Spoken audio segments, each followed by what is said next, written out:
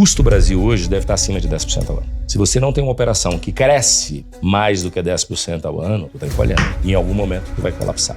Teve toda uma geração de empresários que ficou bilionária pegando dinheiro emprestado no banco, comprando uma empresa top, administrando essa empresa e pagando a dívida com os próprios dividendos daquela empresa. Eu vejo pouco dessa operação no Brasil. Aí eu pergunto, é porque o crédito aqui é caro? É porque a galera não tem coragem? É porque ninguém sabe que existe? A V4 tem pelo menos 20 milhões de dívida. Lázaro, você administra quanto de dívida hoje? Os de terceiro você pode botar centenas de milhões, mas no privado uns 30. Juntos nessa bancada a gente administra mais de 50 milhões de dívida diretamente. Se o seu negócio, você que está me ouvindo aqui agora, ele não é capaz de pagar todos os impostos do país onde ele opera e a taxa de juros da onde ele opera, ele é péssimo. Fecha. Por exemplo, o marqueteiro tem que saber contabilidade, tem que saber finança. O que você espera de um marqueteiro, cara?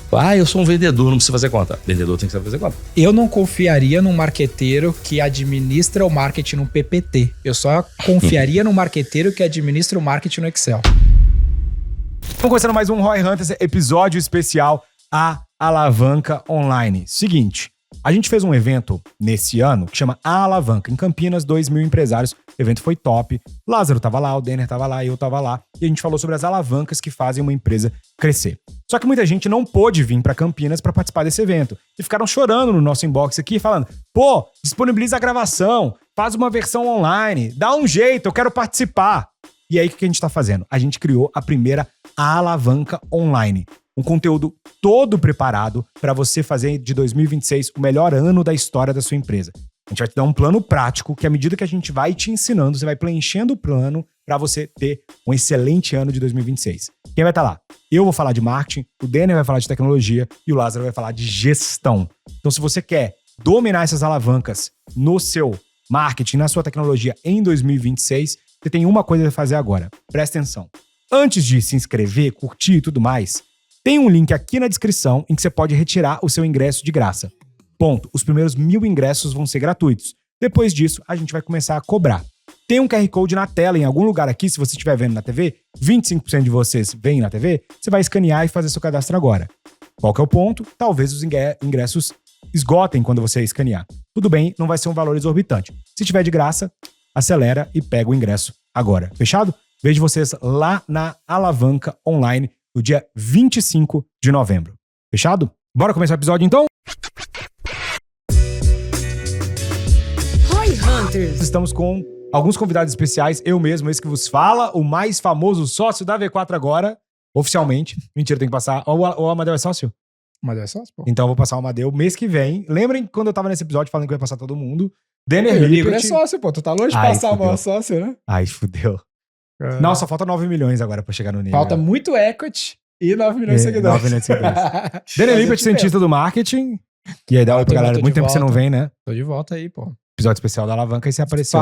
Vamos falar de dívida, eu tô aqui. É isso aí. É meu assunto favorito. E Lázaro do Carmo, também grande ganhador de seguidores nas redes sociais, empresário, reestruturador de empresas, gestor, inclusive, curiosamente... Terceira alavanca, né? Terceiro terceiro Roy. Terceiro Roy Hunters. Terceiro Roy Hunters, é. Eu ia te falar uma coisa curiosa, pra caso você não saiba, a gente tá rodando vários anúncios com a alavanca, né? E é um dos melhores anúncios é com a sua cara. Qual que você acha que é o tema que as pessoas mais querem aprender com você? Gestão de dinheiro. Gestão, é isso aí, acertou. Gestão de empresas, mas uma das coisas que aparece muito, e a gente já fez uma análise aqui no Roy Hunters, é dívida. Dívida sempre é um dos assuntos que mais aparece aqui dentro. Quando é a hora certa de pegar dívida, quanto pegar dívida, onde usar essa dívida e assim por diante. Primeira coisa, Denner. A galera não sabe, vê você aí andando de jato e pensa, o Denner deve pagar todas as contas dele em dia. Paga, mas tem dívida ou não tem? Eu, pessoalmente, não. Mas e a V4? A V4 tem pelo menos 20 milhões de dívida. Pelo menos 20 milhões. Fala que você não sabe que estão sendo feitos nesse momento, né? Se for fazer um bom trabalho, a gente consegue mais. A gente consegue mais dívida. Lázaro, você administra quanto de dívida hoje? Depende se é no grupo privado ou de terceiros. De terceiros você pode botar centenas de milhões, mas no privado uns 30. Cara. E eu não tenho dívida nenhuma na pessoa física. Ou seja, juntos nessa bancada a gente administra mais de 50 milhões de dívida diretamente. Diretamente, sem contar dos terceiros. Tá, eu não tenho terceiros. A pergunta que sempre aparece, por exemplo, eu tenho 0 de dívida, tá? Tem até uma discussão. Por isso que tu é a menor empresa da mesa, Pode ser. E aí teve até uma discussão que eu consigo fazer uma coisa que todo empresário sonha. Eu consigo pegar dinheiro a juros zero e não pego. Eu tenho um acordo que eu consigo pegar dinheiro a juros zero e não pego, que eu poderia pegar e distribuir dividendos e assim por diante. Quando que é a hora de pegar dívida e quando que é a hora de não pegar dívida? Quando que eu sei que, tipo assim, cara, eu deveria estar pegando dinheiro. O gerente do banco me ligou e falou, tem 1 milhão pra você pegar aqui. Pega ou não pega? Como é que eu sei se eu tô pronto pra fazer isso? Posso te contar como eu peguei e aí você comenta. A minha dívida foi basicamente, não toda, mas basicamente alocada para financiar o nosso crescimento no mundo do marketing digital. Então a gente começou a comprar mídia e a gente, vamos dizer assim, que a gente gastava R$1.000 de mídia e a gente comprava 10 clientes. Então 10 clientes vinham daquela mídia. Esse cliente, que nos custou R$100, porque eu gastei R$1.000 para trazer 10 clientes, então foi R$100 para cada cliente, eu conseguia tirar daquele cliente 3, 4 mil reais de margem de contribuição num período de tempo médio, 6, 12 meses. Ou seja, múltiplas vezes o valor do custo de aquisição daquele cliente. E aí eu comecei a comprar o máximo de clientes possível que minha geração de caixa permitia.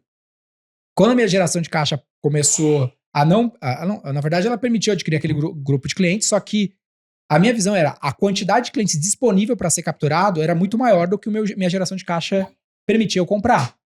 Aí eu falei, pô, e se eu pegar uma dívida, por exemplo, com 100% de juros, que não é o caso, eu vou pagar, então, total R$200 de custo de aquisição do cliente. E eu ainda vou ter 2, 3 mil reais de margem de contribuição sendo gerado nesse cliente. O valor que eu vou ficar para mim, depois de ter pagado quem me emprestou o dinheiro, vai ser muito bom, melhor do que eu não fazer essa operação. E eu não sei se eu vou ter essa oportunidade de comprar o cliente nesse preço, como não tive, o preço mudou com o tempo. Opa, por muito mudou. tempo. Então eu preciso capturar o máximo de clientes o mais rápido possível. E esse foi a principal Você tinha uma alocação. forma de alocar dinheiro melhor do que o retorno que o banco teria. Então o banco te empresta 2% e você conseguia retornar muito mais que 2% Isso. naquele valor. Porque o custo por lead só anda pra frente, né? Nunca andou pra Isso. trás desde que a gente começou a ser marqueteiro. Então eu pego o dinheiro que eu ganharia lá na frente, pego esse dinheiro agora, mas eu pago o banco lá na frente, torro esse dinheiro agora, pego clientes Isso. que vão me dar dinheiro e aí eu Isso. pago o banco no tempo. E depois a gente fez a mesma coisa, por exemplo, pra comprar a Stage, né? O caso da Stage a gente entra depois, que aí eu que vou contar. Tu tem essa dívida aí, hein? Esqueceu, hein? Não é mais uma dívida que eu já paguei. Verdade. Hoje não é uma dívida mais. Né? Hoje não é mais uma dívida. Cara, aqui que tá o negócio, entendeu? Eu sou o anti-dívida aqui. Eu vou dar meu argumento porque eu sou contra a dívida, mas eu vou entrar depois. Ih, que é isso? Então, mas essa que é a graça. O podcast só começa quando alguém discorda. E na sua visão, quanto que é a hora de pegar a dívida? Então vamos lá, eu tenho premissas sobre dívida. Tá. A primeira delas é o seguinte, são algumas, né? A primeira delas é o seguinte, a dívida ela é boa a partir do momento que eu tenho um modelo testado que me gera uma margem capaz de pagar a PNT, pagar tudo, e que eu sei que eu vou usar ela para crescimento. O que é PNT?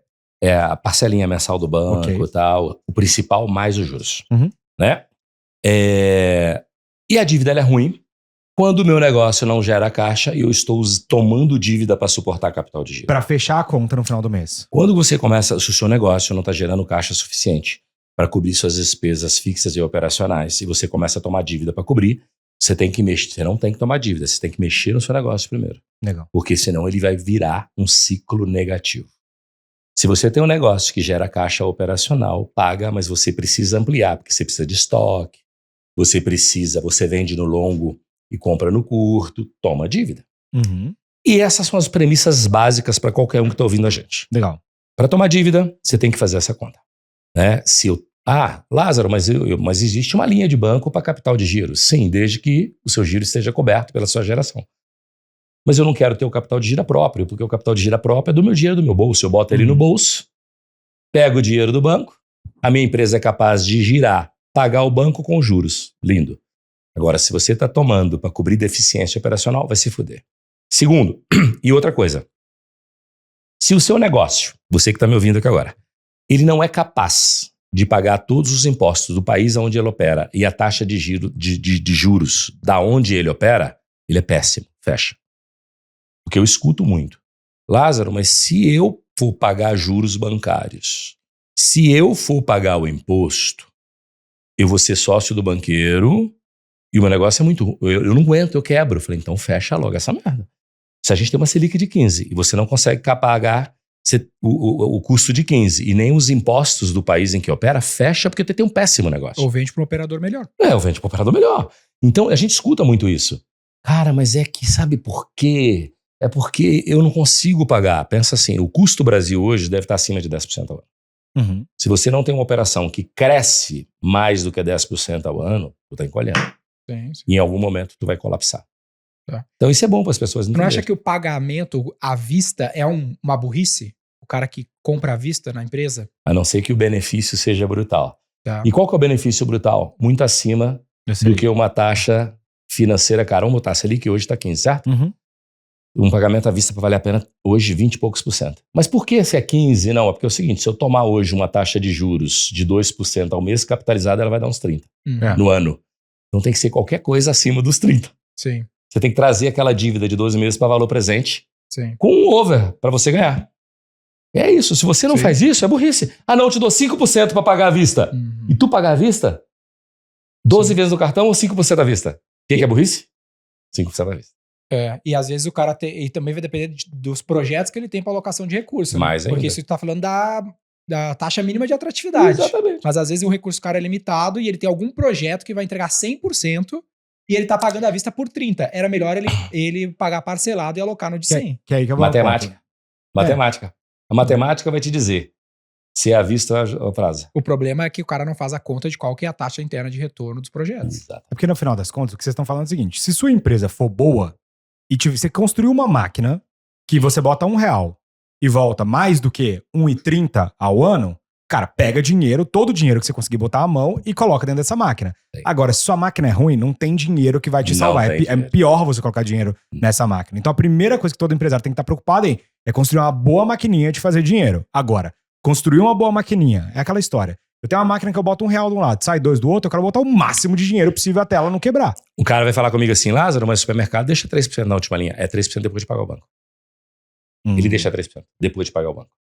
Só que ele tem outras coisas financeiras lá dentro, outras formas de ganhar dinheiro. A operação deixa 3%. Mas se ele tiver financiamento, ele ganha Uhum. financiamento. Ele tem uma série de coisas que vai ganhar lá dentro.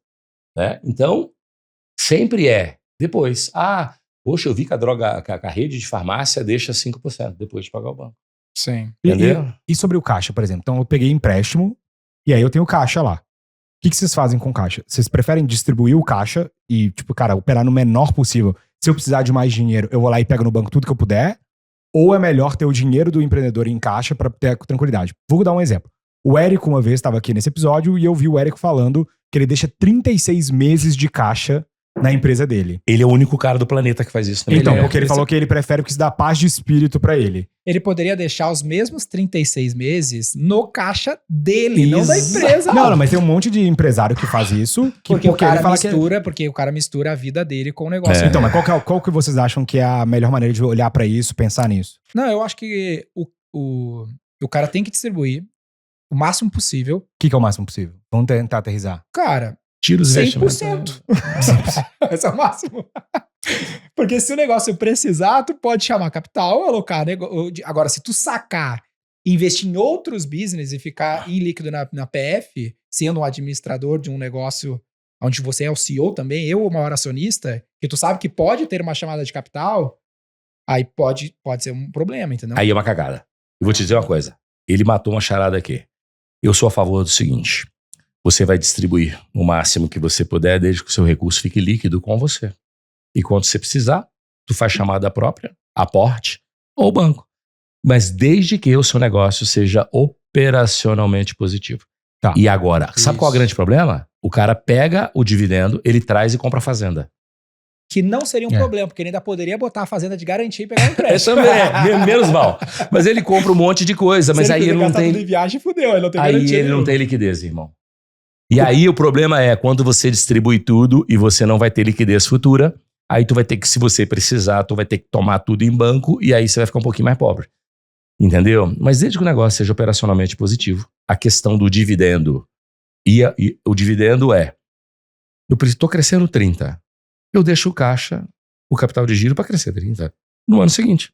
O resto eu concordo com ele. Vai para PF lá dentro, se precisar você faz aporte. Entendeu? Isso é bom pra quem sabe trabalhar com dinheiro. Lázaro, eu sou um cara que eu não sei trabalhar com dinheiro. Faz 36 meses de... Eu falei com o Érico, ele me contou essa história. Ele te contou No isso? meu podcast. Aham. Eu falei, eu nunca vi falar nisso no planeta.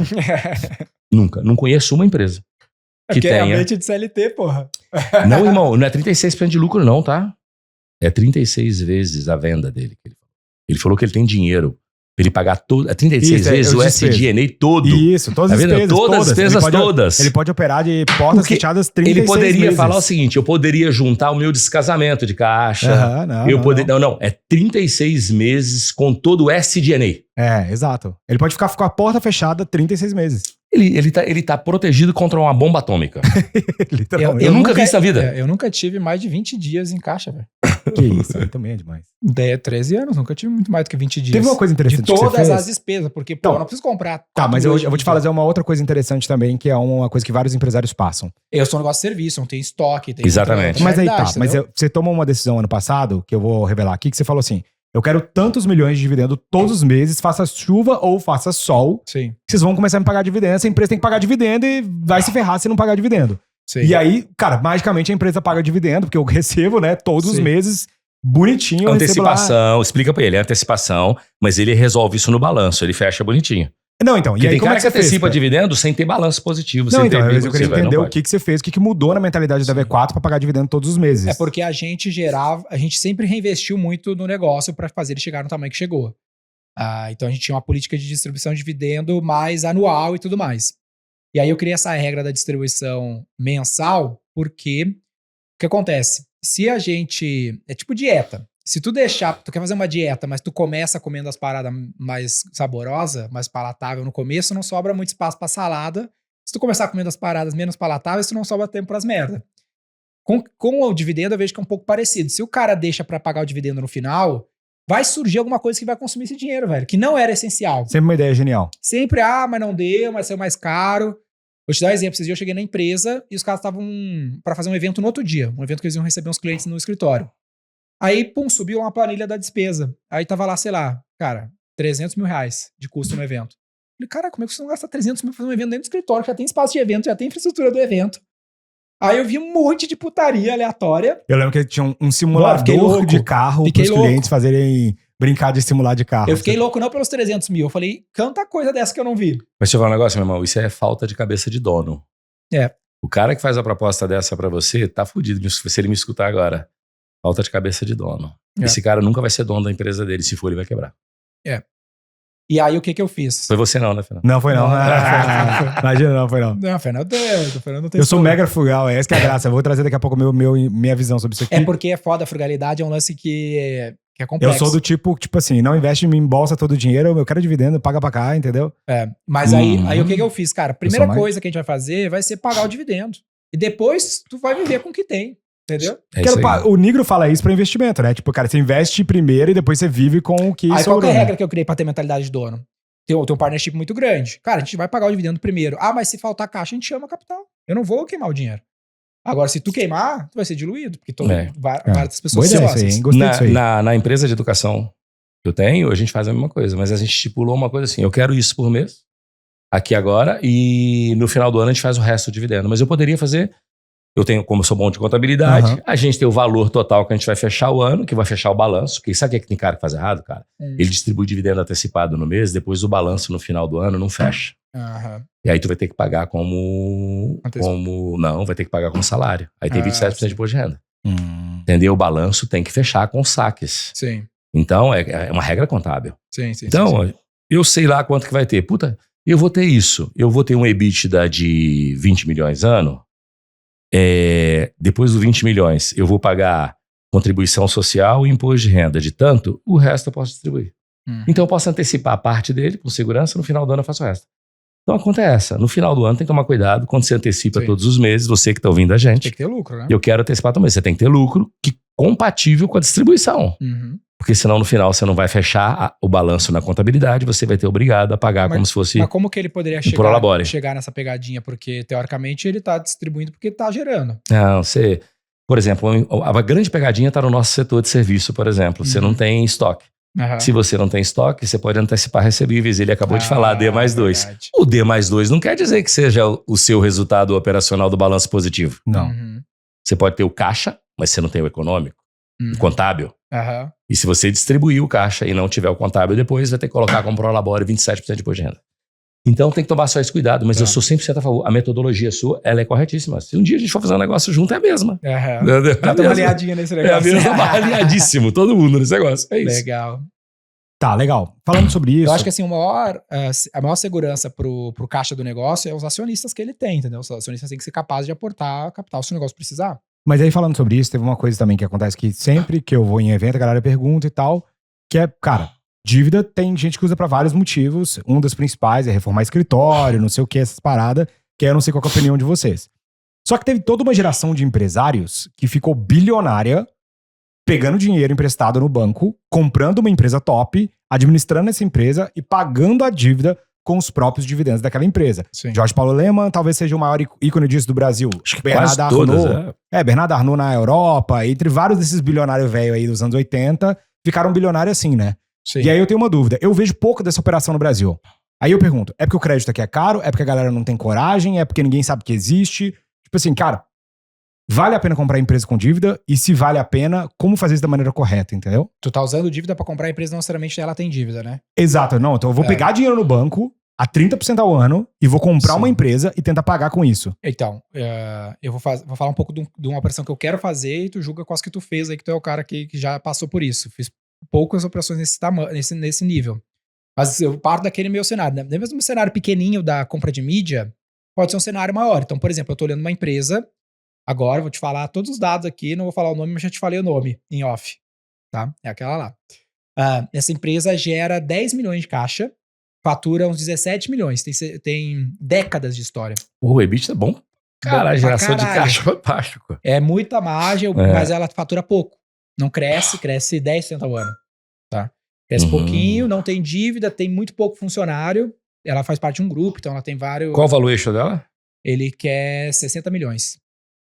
Ele também quer um valuation. Ah, não. Ele quer porque Pela tem marca, goodwill, né? né? Tem Pela goodwill marca. de Não, e outra coisa também, mas se ela gera 10 vezes, 10 milhões, Não é ruim. 6 vezes, não. O VPL dado o crescimento e o custo de capital seriam uns 47,50. Então tem tipo uns 15 milhões ali de goodwill, mas eu acho que com a diligência eu vou baixar mais próximo dos 47. Que já responde parte da dúvida. Então qual que é a minha dúvida, a minha conta, né, de valor presente líquido? Pô, se eu pego uma empresa que tem 10 milhões de geração de caixa, eu vou pegar essa geração de caixa, eu vou ter um custo de capital de 16%. Eu vou descontar isso dessa geração de caixa. Então vamos dizer que 5, 6 anos, ela vai gerar os mesmos 10, vai gerar mais do que isso, porque ela cresce, essa geração de caixa uns 10% ao ano. Desconto isso, que seria mais ou menos o custo desse capital. Então se eu pegar 100% desse dinheiro em dívida, que daria, por exemplo, esses 47, eu conseguiria pagar com essa própria geração de caixa, com a dívida, eu conseguiria pagar o credor mais o... Não, eu já paguei o cara, né? Eu conseguiria pagar o credor com a própria geração de caixa. Porque ela gera esse caixa, eu descontei o aluguel do dinheiro do valor, que o valor é o fluxo de caixa com esse desconto.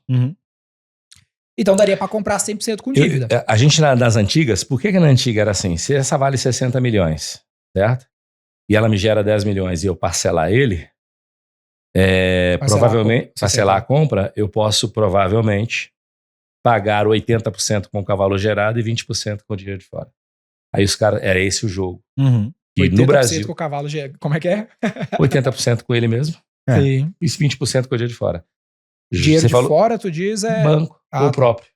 Não de fora da operação gerada. Jorge Paulo Lemann fez isso no Brasil. Mas, Sim, mas passou tu outras empresas que tá ele fez, falando né? do financiamento do vendedor ou do financiamento? Vamos colocar assim, você vai pagar 60 milhões nessa empresa, mas ela gera 10 milhões de caixa ano, certo? Certo. Então, em 6 anos, você pagou ela. Sim. Mas vamos supor que o cara não vai financiar em 6 anos. Isso, ele não vai se financiar direto com o vendedor. Você não vai financiar direto com o vendedor. Que poderia ser uma opção muito boa, inclusive. Você vai fazer uma conta, se 10 milhões ano paga a sua parcela, você compra ela de dívida alongada. Se precisar, geralmente, como você está falando de 6 anos, você está falando em 72 meses, mais ou menos, você vai ter que botar um aporte primário seu do bolso de alguém, que não seja banco. O resto você pode colocar dinheiro no banco. Normalmente, E ele vai se pagar. essas operações, Entende? Ele próprio paga o negócio, mas uma operação inicial. Isso se eu não crescer ela, né? Isso, pior cenário. Pior cenário. Você pega um aporte inicial do seu bolso ou de algum Investidor, outro alguma coisa. Ou os parceiros que vão comprar junto. que vai comprar junto. E ela se paga. É o que a maioria, anos 80, cara, foi muito normal esse tipo de operação. Pois é. Até porque anos 90, anos 80 tinha uma inflação louca, brutal. Entendeu? Então qualquer coisa que você comprasse, automaticamente você estava crescendo, que era o custo, ela ficava obsoleta a qualquer momento. Fechei com você 100 milhões para te pagar ali agora, se eu não te pago rápido, o dinheiro vira pó. Então os caras faziam conta financeira, faziam a dívida projetada para o futuro e compravam com a geração de caixa. O que eu acho que hoje acontece menos isso? Que todo mundo tem uma insegurança, mas por questões políticas, que sempre houveram, mas agora a mídia fala mais, tudo fala mais. Porque parece muito mais. menos arriscado do que estava nos anos 80. Sim. Só que nos anos 80 você tinha uma falta de segurança que o governo não ia interferir na sua vida. Tu tinha isso? Nos anos 80, claro. Não sei. No governo... nasci- É verdade. verdade. Pensa o seguinte, o que aconteceu com os anos 80? Você saiu em 1986 do governo militar que durou 30 anos. Nada mudava. Tinha mais estabilidade. Aí tu entrou numa vida democrática com Tancredo, depois Sarney e tal. Mas foi tinha evoluindo. hiperinflação no governo do militar também, né? Tinha, mas No muito finalzinho, menos do sim. que anos 80, né? Mas Tinha? muito menos, Cara, independente das questões políticas, o Brasil, ele dava uma sensação de maior estabilidade no passado por um único motivo. Você não tinha tanta informação como você tem hoje. Isso faz Hoje você sentido. monitora dólar, você monitora inflação no celular todos os dias. Em tempo real. No passado, você via na televisão quando alguém quisesse dar a correta, né? A ignorância é uma benção, irmão. Uhum. O camarada tomava um risco gigantesco sem saber saber que que aquele aquilo era um não é. risco, velho. A ignorância é uma benção. E Mas- muitas das vezes. Ou uma catástrofe. Aham. Entende? A ignorância tem dois viés. Ela pode ser uma benção ou uma catástrofe. Nesse caso dessa operação que eu narrei pra você que eu quero fazer, qual seria a tua recomendação? Eu fazia a conta do dinheiro no valor futuro, com taxa de juros hoje, que Tá. não tá muito boa, né? Sim. É que deve Mas- cair no tempo, né? Já estão vai cair. Selic é 9,25 ano que vem. Eu coloquei isso E- de taxa de desconto na hora Para de ser, fazer. pra ser conservador, quanto que eu tenho de botar dinheiro agora? Quanto que eu consigo pagar com caixa próprio? E esse caixa próprio paga o empréstimo do banco? Paga. Fechou. Qual que é o valor de agora? Você falou uma outra coisa. Eu posso ter alguns parceiros Podem compor. que compõem com 2 milhões cada um, 3 milhões cada um. Você tá falando de 60, irmão. Se você pegar 20% com parceiros, você tá falando de 12. Uhum. E o 20. resto já virou o quê? 40. Você falou que joga para 47. 47. Se você pegar 12, vai ficar 35. Aham. 35 em 60 meses, Super execuível. super exequível com o caixa que você tem.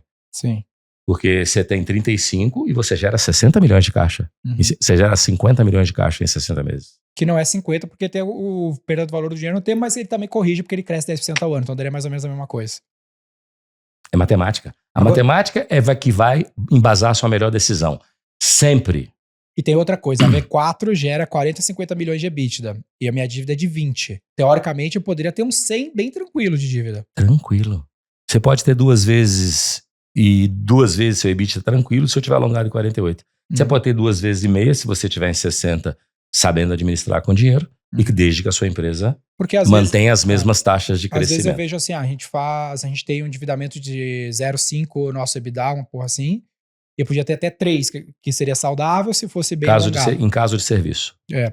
Sim. Se você tem muito estoque para fazer, seu CMV pode ser complexo. Se você trabalha com commodity, aí eu não recomendo dívida de 2 vezes EBITDA e 3 vezes. Uhum. Mas no seu setor, com as margens que você tem, Sim. oxe, você dorme tranquilo com Até isso. porque ele pode desligar a máquina de aquisição e começar a faturar muito, lucrar muito mais, né? O lucro operacional é maior.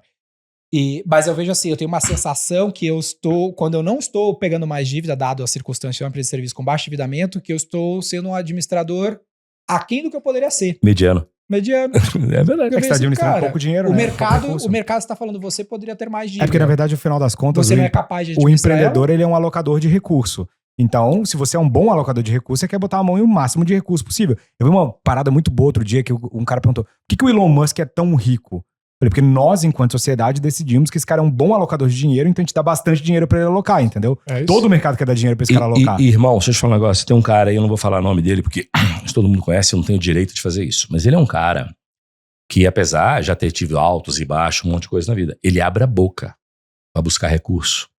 E as pessoas dão recurso pra ele. Uhum. E não são volumes pequenos, são volumes altíssimos. E eu fico impressionado com isso. Eu falo, gente, se eu for buscar 10% desse recurso, nem minha mãe me dá. Se ela tiver o dia dela, ela fala, não, meu filho, veja bem. Vou falar um que não é brasileiro, Porra. o fundador do WeWork, que quebrou, virou um case de maluquice, o cara do WeWork, ele saiu e levantou grana com o Easy 16, Eu vi. que é um dos maiores fundos de venture capital do mundo. É, Ele levantou 100 milhões de dólares. Porra, 100 milhões de dólares no venture capital, ele tem que ser bom mesmo, porque venture geralmente dá um Mas cheque tem uma menor. galera Né? que é muito boa de fundraising, né? Aqueles, Porra, os o caras cara é lá, o o case Dubo da Grass. maluquice, velho. Não, mas o Dubo Grass mesmo lá, que vendeu a Pagar-me, começou a... Como é que é o nome daquela lá? A Brex. A Brex, e o cara já tá valendo 19 bi de dólar. Sim, mas ele só acertou, né? O cara do WeWork Não, é o sim, maior sim, case de mas eu maluquice digo da assim, história aí da Porque levantou. a Pagar-me nem compara com o tamanho da Brex em termos de valuation. Mas aqui, voltando ao assunto, que aí é a pergunta que mais vai aparecer aqui nos comentários, eu já sei que você tá comentando isso, que é o seguinte: mas ninguém quer me emprestar o dinheiro. E aí, onde que eu consigo dinheiro? quem vai me emprestar esse dinheiro? Tipo assim, nem minha mãe vai me emprestar o dinheiro. Essa é a pergunta número 0. Vamos lá, isso é para mercado, qualquer um aí. Se você é pequenininho, cara, você vai ter que recorrer a friend families. Amigos e família. Não. Isso é foda. Amigos. O Lázaro tem uma pinta de AJ, né? Daqueles que bate e não mata? Ou dos que matam mesmo? Depende do tamanho da dívida. Fica que vale. Brincadeiras à parte. Senão nem vai achar que eu tô matando. Não tem Pensa assim. Cara com a faca no braço, né, cara? Pensa assim, irmão. No começo, você não tem garantia e seu nome não gera crédito. Porque tem 2 coisas que dá crédito no mercado: a garantia e nome. Tá. Um ou outro, os 2 juntos é melhor ainda. Legal. E eu vou dizer pra você que, eu não posso falar a empresa também, há uns anos atrás, a gente estava com um problema no Bradesco e estava com um problema sem caixa. A gente fez um business plan e levantamos a grana no Bradesco com o BP. BP, eu e mais um grupo fomos lá, falamos, queridão, eu sei que a gente deve, mas eu não quero te pagar agora e tu vai ter que me arrumar mais. Mas tu levantou dívida? Ganhar dinheiro. Peguei dinheiro com o Bradesco, eu devia ele e peguei mais Pegou dinheiro. Mais ainda. E a gente não tinha dinheiro pra pagar. Caramba. E a gente foi lá, apresentou um BP e falou, eu não tenho dinheiro pra pagar, mas o plano é esse. Tu precisa de mais Só que eu dívida preciso pra de recuperar você, o eu preciso negócio. mais dívida pra recuperar o negócio. E ele arrumou. Legal. E ele arrumou. Era a melhor saída pra ele, né? Porque já tá na merda, Chegou, fica um peito pra quem já tá cagado. É mais ou menos isso. Então, assim, em primeiro lugar, é você mesmo, bem e família. Em segundo lugar, eu cresci, mas mesmo eu crescendo. Só pra eu falar disso aqui, antes de eu te deixar continuar, que é, vale a pena, sincerão mesmo, e sem medo de não ser polêmico, assim. Cara, eu tenho uma puta ideia, meu negócio tá dando certo, se eu colocasse mais dinheiro eu voltaria, vou pegar minha casa e vou penhorar, velho. Vale, até porque se você procurar o Lázaro, que eu tenho um unicórnio na mão, mas você não botou seu dinheiro nele, ninguém põe. Meu amigo, o sonho é seu. Deve ser a coisa que mais te procuram pra falar que eles têm um unicórnio, que se você colocar dinheiro, o cara vai fazer 1 bilhão, né? Bota chifre, bota asa, faz voar. Depois a gente conversa. Não existe, cara, sabe? E não é só eu não. No passado houve muito isso. Você bota dinheiro no sonho dos outros. Hoje em dia, o que eu vejo mais é o seguinte: eu boto dinheiro numa ideia que já se provou. Que tá monetizando. E mesmo que ela custe mais caro. Sim, claro. Mas tá dando certo. Puta, velho. A gente, você tem uma conversa, né? A gente tava tendo uma conversa daqui a pouco. De tudo que a gente tava falando já tá comprovado. É muito mais fácil a gente falar, puta, vou dar o próximo passo. Sim. Agora, quando você coloca se, aí você já começa, puta, velho. É o dinheiro mais caro que existe. Segundo, eu quero tomar crédito no mercado. O mercado vai te exigir garantia, meu irmão. Seja FDIC, seja banco, seja agiota, irmão. A garantia do agiota é a tua vida. Quer uma mais cara que essa? É a mais cara de todas, entendeu? Mas ele me empresta dinheiro e ele não me pede garantia. Oxi, não pede garantia. A garantia é mais pesada. É a mais pesada que existe. E muita Jota pede garantia, pede pra passar o carro pro nome dele, pede garantia pra caramba, assim. Entendeu? O cara tem que ter garantia. Lázaro, mas eu não tenho bens. Então, sabe qual é a sua garantia? Seu balanço, seu DRE. Se você tem uma operação de caixa crível e tem recebíveis, eu não tenho recebíveis, mas eu sou gerador de caixa e eu comprovei que eu sou gerador de caixa. Você vai ter crédito. Legal. Que é outra coisa que é muito normal, o cara fala, não, eu nunca tomei dinheiro emprestado no banco, eu vou tomar. Tu não tem crédito não, brother. O banco, pra ter crédito, você tem que provar que você é bom pagador, não é que você é rico. Tu é rico, tu não tem crédito. Agora, se você for um bom pagador, tu tem crédito. Por isso que é um lance importante também, é você estar sempre tentando captar, mesmo que você não esteja precisando, para conseguir construir esse relacionamento.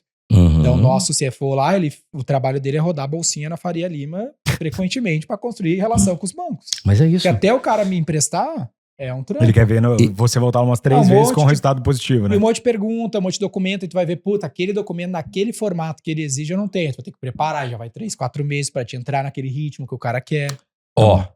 Eu vejo um cara que chega lá pra gente, lá no Grupo Optimize, e fala assim, pros meus sócios, tô precisando tomar recurso e tal, eu nunca devi ninguém. Sou o cara, eu tenho muito imóvel, um monte de coisa, eu nunca também, eu queria um crédito no banco. Falei, você vai ter que dar os imóveis como garantia. Não, mas eu tenho uma operação que roda. Mas tu nunca deveu, velho. Como é que o banco vai saber se você é bom pagador? E 90% você tem que se provar. Ou seja, mesmo que você não queira usar o dinheiro agora pra alguma coisa, já começa a tomar dívida pra aos poucos. Achar que a gente tá sendo patrocinado pelos bancos. Mas já começa a tomar dívida e fazer alguns projetos pra também você ir gerando esse relacionamento pra eventualmente, quando você quiser fazer algo grande, os caras já te conhecerem, né? Vou dar o exemplo do Daniel Liberty. Uhum. Eu sou gerador de caixa, eu opero caixa, mas eu quero trabalhar com capital de terceiro porque a minha geração vai pro meu bolso. Não vou me endividar. Eu vou ficar meio meu EBITDA é 40, eu tô pegando 20. Cara, isso não é dívida. Se a sua empresa estivesse no mercado de capitais, na bolsa, tu não perdia valor por isso. Sim. E se você for vender a sua empresa, você gera um EBITDA de 40 anos, tu tem 20 de dívida ano alongado, você não perde valor nenhum da sua empresa. Você não perde equity por causa E pensa disso. que eu só gero esse EBITDA, vamos dizer que a empresa seja avaliada em 10 vezes EBITDA, para facilitar a conta, 400 milhões. Eu só cheguei em 400 milhões de valuation, vamos dizer que eu vou vender a empresa hoje. O cara vai descontar minha dívida, por exemplo, vai me pagar 360. Eu só cheguei nesse valuation porque eu fiz essa dívida.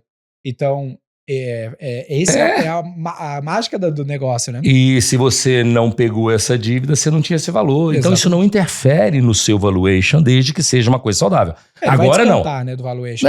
Mas pensa assim. Agora não. Tu tem 40 milhões de EBITDA, fatura 400 milhões. E tu tem 400 milhões de dívida. Uma vez receita ano. Puta, aí tu tem um problema. Qual que é o EBITDA? Você tem uma EBITDA de 40 milhões. Aí fudeu. Mas eu conheço empresa que tem 10 vezes o valor da EBITDA. Aí não rola. Não rola, velho. Ou aí tem um negócio, né? É o que eu ia falar. Vai ter que entregar. Se você deve 40 milhões pro banco, você tá lascado. Se você deve 400 milhões pro banco, o banco tá lascado. Exatamente. Ele vai ter que dar um jeito de fazer um acordo Tu pra vai você pagar, precisar, né, cara? de um cara que trabalha com stressing pra poder negociar pra você, Mas porque aí você não consegue. Aí eu tenho uma outra... Só uma antes de falar dessa, tecnicamente que tem um lance que é o teu ROIC fica melhor se tu tem mais presença de custo de capital de terceiro do capital próprio. Não tem uma relação Total. assim. Sim, também. mas essa capital empregado, né? Vamos lá. Você falou uma coisa, o cara vai descontar a dívida. Mas às vezes, eu provando que eu sou uma empresa geradora de caixa e que eu sou uma empresa que vivo no mercado, pago todos os meus impostos, pago todos os juros do banco e ainda sou rentável, eu tenho um múltiplo melhor. É verdade, faz sentido, porque você consegue operar só com Sobreviver. capital terceiro e ainda... Tem um múltiplo melhor. Porque o custo capital próprio, ele é maior do que o capital de terceiros, né? Eu tenho uma empresa que vai muito bem, mas sobra lá X% ao ano. Mas não dá pra pagar a taxa de mercado. Eu não consigo tomar dinheiro. Sim. Eu não tenho crédito. Na hora de você negociar com outro cara do outro lado, vai valer mais ou menos do que aquela empresa. Independente. Ela sobrevive a um mercado.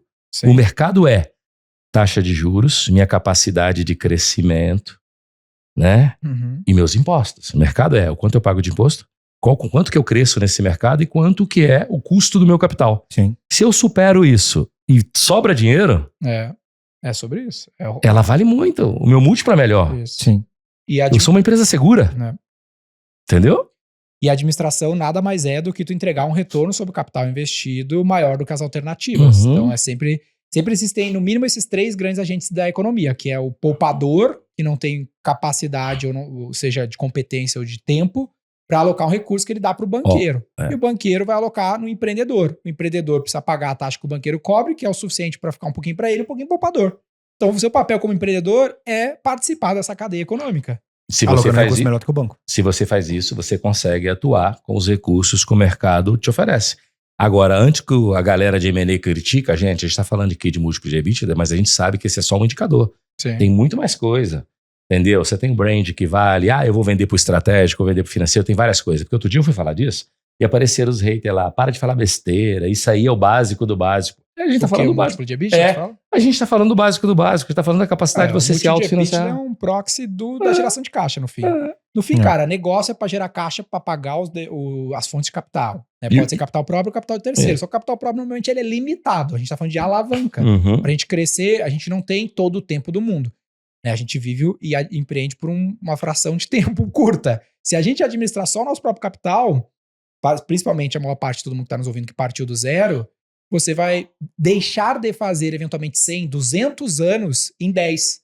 Porque quando você traz o capital de terceiros versus o capital próprio, você literalmente vai conseguir fazer o que você faria em 100 anos com o capital próprio, você vai fazer em 10. Sim. Você aumenta a sua capacidade de Você não tem monetização. 100 anos para empreender. Só pra adicionar isso, tem também um capital que você pode pegar, que não necessariamente é no banco. A gente não falou aqui, mas a Meta te empresta dinheiro pra você aplicar na Meta, se você for um bom comprador na Meta. O Google te empresta dinheiro. Os seus Boa parte do financiamento da Ambev, que é a maior empresa do Brasil termos de... Não sei se agora não é mais, agora é o Nubank, mas vai lá. E aí ela pega e ela espreme o fornecedor. Não tô falando se espremer seu fornecedor, mas ela pega o fornecedor dela e ela paga depois de 1 ano, porque é a forma como ela tem de se financiar. Vou te dar entendeu? um exemplo. A gente foi fazer um CRM aqui na V4. Ia custar 1,5 milhão. Aí eu falei, cara, os caras queriam aprovar na metade do ano, final do terceiro quarter. Aí eu falei pro fornecedor, cara, eu faço se for pra pagar no ano que vem. Aí o cara topou fazer. Aí eu pedi assim, eu só pago, vou pagar ano que vem e Começar agora. se der certo. Nesse ano ainda. Eu capturo o valor antes de eu ter a despesa. Exato. E normalmente ninguém fala Que é uma assim. coisa que ninguém fala. Inclusive até o seu funcionário... Mas pra é uma você forma. conseguir isso também, demorou um Tu tem tempinho, que ser né, um bom- irmão? um bom cliente pra ele, né? Exatamente. Que é o lance do crédito. Exatamente. Mas aí que eu ia trazer, uma das fontes de capital é, eventualmente, o imposto. Que não é uma fonte barata, mas ela é possível. Porque quando eu não tinha crédito, eu não pagava imposto em dia, acumulava um passivo Só tributário. pra deixar claro, você declarava o imposto, Isso. você reconhecia que tinha tido Isso. faturamento, mas não pagava DARF. Não pagava. Mas se eu falar um Isso. negócio, tá aí, é uma estratégia, mas eu não recomendo ela. Eu não recomendo também, mas era o que eu tinha. É porque os juros do governo era mais barato que os juros do banco, não é? Não, era Não, mais não, caro. mais é o caro, mais mas caro, mais mas caro de não todos. tinha crédito. Ah, Eu não tinha o banco não ia te crédito, pedir, Mas entendeu? em né? relação ao ROIC que eu tinha da aplicação, que era comprar clientes, era infinitamente maior. O retorno era infinitamente maior do que o Mas Foi como pensa a gente assim, ó, conheceu. só pra dar um conselho pro pequeno ali. Cuidado com esse aqui, viu? Ele te deu um conselho aqui que salvou ele pra ele começar lá atrás. Mas ele acabou de dizer que não é um bom negócio, mas era o único recurso que ele tinha. É o Quando Flávio você tá Augusto com perdido. o cheque especial, né? Claro que não é uma boa ideia pegar não, 12 mil reais no não. cheque especial e abrir uma empresa, mas é o que tinha, né? É o que tinha. É. E às vezes, quando você não tem opção, é a melhor opção. É. Às vezes você não ter plano B é a melhor opção. Mas eu vou te falar, hein? Se tu for pegar as grandes empresas do Brasil, os maiores credores do governo são grandes empresas. Sim, mas eles têm capacidade de pagamento. Mas eles não deixam de usar esse recurso, né? Mas eles têm capacidade de Daqui pagamento. a pouco o pra pagar auditor ele, vai né? começar a bater Não, na eu porta da tinha, galera Ele vai aqui. pagar. Ele vai pagar. Entendeu? E o cara tem a capacidade de pagamento. Não, mas eu tinha capacidade de pagamento. Não, mas era só isso. O cara tem um bom tributarista que vai chegar lá e vai fazer um bom acordo com o governo. É uma treta. É também uma que você treta. fala com o pequeno. Você tem, mas o pequenininho agora não tem. Pequenininho não tem. É. Ah, Eu digo assim, pra não mim- estou te contradizendo, só estou dizendo pra galera Ou tomar seja, cuidado. pare de pagar o governo e pegue dívida. É que é pra mim Não, assim, não, não. É que pra mim era assim, era um bom negócio, porque o meu retorno em relação ao custo era muito maior do que o custo que o governo estava me cobrando.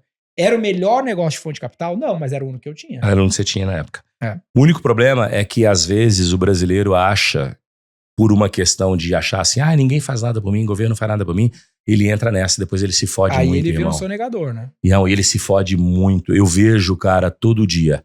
E eu vou repetir aqui. Se o seu negócio não é capaz de pagar a tributação do país que você vive, nem a taxa bancária, fecha ele.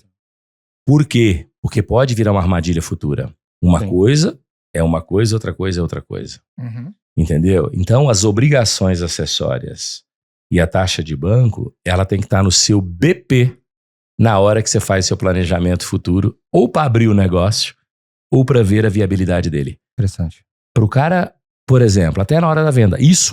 Essa parte aí, hoje não mais, porque você já regularizou tudo. Isso atrapalha na venda. E o liability possível, o cara, na hora, ele mete no escrow account e acabou, sem conversa. Aham. A Tem dívida, Pode falar. a dívida bancária, ela tem mais previsibilidade. Uhum.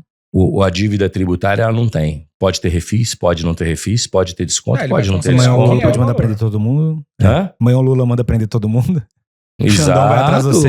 Exato, irmão. Não, muito cuidado com essa brincadeira, porque eu escuto, cara, tem cara que ele não tem laranja, ele tem um pomar de cítricos. Entendeu? Ele se fode uma hora, entendeu? E eu fico dó, falo, como é que tu fez isso, velho? Eu falei, rapaz, conversei com o meu contador. Falei, bicho, é Tem 50 doido, empresas simples. velho. Exato. Isso é loucura. Não vai Mas é cair loucura. nunca a minha casa. Cai, Ah, bicho, cai. cai, Cai bicho, forte, cai né? forte, velho. Porque tudo Total. que a gente tá falando aqui, para não parecer uma insanidade, É. não é um hack. Não é tipo assim, cara, é um esquema pra te crescer mais rápido. Não. É inteligência mesmo. Por exemplo, toda empresa grande, cara, o que o Lázaro falou, ó, o cara precisa pagar imposto e toda empresa que quer operar no país tem que ser capaz de pagar o imposto do país. Não quer dizer que tu não vai ter um esforço pra pagar o menor imposto possível. Aí é a estratégia tributária. Que é uma elisão fiscal, não uma evasão ou uma sonegação. Eu tenho na V4, sei lá, 2, 3, 4 contadores CLT que ficam lá o dia todo vendo, cara. Tanto que é difícil pra caramba de tu ler a lei. Às vezes tu fala assim, não, pô, eu tô pagando imposto aqui certinho, e o meu concorrente paga muito menos do que eu. Não é porque ele tá fazendo um esquema, mas é porque você é mais incompetente tributariamente. Porque tem formas de tributar menos, que você não tá. Foi isso mesmo, porque o tributo não é simples no Brasil. Olha, fazendo um parêntese aqui, você que é dono de agência, eu tenho uma mensagem especial pra você. Tem um movimento que já transformou mais de 800 agências em verdadeiras especialistas em food marketing. É por isso que eu vim anunciar a nova parceria do Roy Hunters, que é a Cardápio Web. A Cardápio Web é um ecossistema completo que está dando mais ROI para os restaurantes. É um CRM que integra a automação de WhatsApp, cardápio digital e gestão completa. E eles criaram um programa de parcerias que é praticamente um acelerador de agências. Você recebe mentoria exclusiva, comissão, networking em eventos do setor e um acompanhamento personalizado para dominar o mercado de food service. Se você tem uma agência e quer faturar mais com food service ou você quer melhorar o seu serviço no geral, eu vou deixar um link aqui embaixo na descrição do vídeo, exclusivo para ouvintes do Roy Hunters entrarem no programa de parcerias. Aproveita que não vai durar muito tempo. Até um ponto sobre isso aqui, que aí é o ponto que eu vou fazer o contraponto do que vocês falaram até agora. Bom, eu vou lá e pego o dinheiro a 30% no banco, por exemplo, ok? E aí eu gastei todo o meu caixa para investir em tráfego pago, por exemplo, porque eu consigo adquirir leads de maneira lucrativa. E aí eu ainda vou lá no banco, porque eu pego o dinheiro a 30% e o meu retorno é 100% nos primeiros 2 meses, então vale a pena. Só que aí vem o ponto. Chega um momento que vocês defenderam que vale a pena o cara distribuir o dividendo e pegar dinheiro no caixa, pegar dinheiro no banco. Só que o dinheiro na minha mão, ele rende Selic, CDI, 15% ao ano. O dinheiro do banco custa 30%. Não é melhor deixar o dinheiro lá no próprio conta do banco, da empresa, rendendo que alocando lá, do que pegar 15 e aplicar 15 e pegar o dinheiro a 30 no banco? Essa é a pegadinha. Então, mas a lógica diria isso, né? É porque a tua taxa interna de retorno não é o que ela renderia na XP. É o que você espera de rentabilidade do ativo. É isso. Até onde eu sei. Então, a minha taxa interna de retorno é 30% a 40%. Que eu espero que a empresa me dê. Qual que é seu lucro operacional, seu EBITDA? É ele. É a geração de caixa da sua empresa. Não é quanto você tem o dinheiro no banco. É quanto que o seu negócio gera de caixa. Eu tenho uma margem de 40% de EBITDA ao mês. Eu tomar uma dívida 2% ao mês, eu tenho 40% de EBITDA. Eu vou te dar um exemplo. Mês? Eu tô tomando a 2% ao mês, 30% ao ano. Vou te dar um exemplo aqui que é público. Lá o Nigro colocou 20 milhões na V4. Tá. Então o Nigro precisa de quanto de retorno sobre esse dinheiro para valer a pena para ele, no teu ponto de vista? No meu ponto de vista, Selic mais um prêmio pelo risco. Quanto? Vamos falar que é 10%. Ele tem que ter 25% ao ano. Esse é o custo de capital do Nigro como acionista. Ok. Mas o banco me cobra 15%. Seu banco então é melhor eu ter dinheiro do banco do que do Nigro. Porque a expectativa de retorno do Nigro é mais cara do que do banco. Tudo bem, beleza, justo, ok. Mas aí que tá. Por que você não pega... Eu sei que você tem um bom dinheiro na PF. Por que você não pega o seu dinheiro do Denner Lippert e você aloca na V4 do seu bolso? Por que eu vou fazer isso se eu posso pegar do banco? Porque às vezes você pode emprestar. Vou dar um exemplo melhor ainda. Por que você não empresta a 30% para V4? Esse não é o core business dele. Não é o meu core business. Poderia fazer, mas... Poderia. Não, eu tô tentando fazer a provocação aqui. Eu conheço o dono que faz isso. Isso, porque eu já vi o dono que faz isso. Vou dar um exemplo mais esdrúxulo. O Esteves comprou uma laje corporativa e alugou a laje pro BTG. Mas aí é diferente, porque o Daniel é o core do BTG. Não, eu sei, mas assim, ele foi lá, ele comprou e ele alugou pro BTG. Casa Bahia, porra. Casa Bahia fazia isso? Casa Bahia tem um monte de ponto de venda alugado pra ele mesmo. É isso mesmo. Não, é o McDonald's. Não, o McDonald's sabia. É porque daí é outro business. É outro business. Entendi. Aí você tem um business imobiliário que você suporta o seu, que também é um outro negócio, que é legal. É uma forma de você rentabilizar. E até Vou te dizer o seguinte, você pode montar um FDIC para você mesmo, você pode montar um FDIC para seus fornecedores, e você pode montar um negócio imobiliário. Você vai verticalizando mesmo. E você vai remunerando sua cadeia de capital. Tá, legal. Eu gosto disso, eu não gosto de terceirização, eu gosto de verticalização. Mas tem um problema aí também, se tu tiver o imóvel no teu balanço da empresa, tu vai piorar o ROIC da empresa. Não, mas não vai ter no seu balanço. Não, e por isso que a pessoa faz... Tem outra empresa. Por isso que a pessoa faz na PF, né? Não, outra pessoa jurídica, que é melhor ainda. Porque, por exemplo, uma hold, por exemplo. Uma hold, outra PJ. Eu tenho uma empresa de aluguel de imóveis. Por exemplo, se a V4 tivesse um imóvel próprio e eu quisesse vender a V4, ficaria mais fácil se o imóvel tivesse numa hold e eu não vendesse ele junto. V4 sem até imóvel. É óbvio, você encarece o ativo, pô. Você dá opção pro cara. Você vai comprar com ativo ou sem ativo. Uhum. O ativo pertence ao mesmo grupo econômico, mas não está em nome. Você pode levar só um ou pode levar os dois. Sabe qual é o negócio?